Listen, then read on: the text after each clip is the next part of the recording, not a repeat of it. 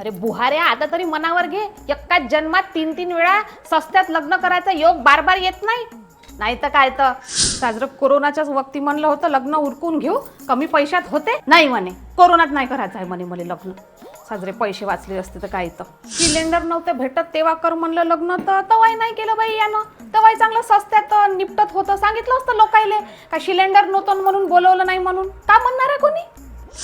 आता साजरा शेवटचा मौका आलाय. गव्हर्नमेंटच म्हणून राहिली का घराच्या बाहेर निघू नका, सोनं घेऊ नका, मस्त लग्न पाहून घेऊ आपण पोरगे, सोनं घेणं काही घेऊ नाही. मी तर म्हणतो बेंटेक्सच एखादं मंगळसूत्र का काय बनवू आणि कमी पडेल लोकांमध्ये उरकून टाकू.